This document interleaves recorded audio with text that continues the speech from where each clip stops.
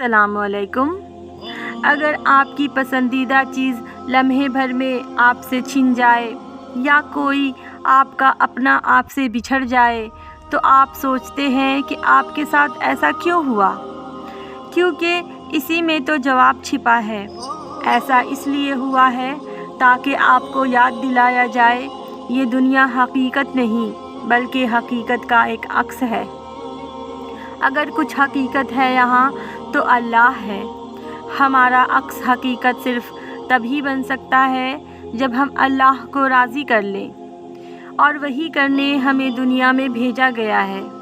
इन्ना लिल्लाहि व इन्ना अलैहि राजिऊन। बेशक हम अल्लाह ही के हैं और इसी की तरफ हमें लौट कर जाना है। सूरह बकरा आयत नंबर 156। अल्लाहु अकबर।